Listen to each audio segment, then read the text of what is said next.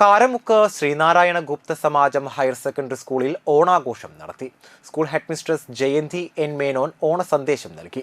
ഓണാഘോഷ കൺവീനറും സോഷ്യൽ വിഭാഗം അധ്യാപകനും സ്റ്റാഫ് സെക്രട്ടറിയുമായ ബി ബിജോയ് അധ്യക്ഷത വഹിച്ചു. അധ്യാപകരുടെ തിരുവാതിരക്കളി, UP ഹൈസ്കൂൾ വിഭാഗങ്ങളുടെ കസേരക്കളി, ഉറിയടി മത്സരം എന്നിവ നടത്തി. വിഭവസമൃദ്ധമായ ഓണസദ്യയും കുട്ടികൾക്കായി ഒരുക്കിയിരുന്നു.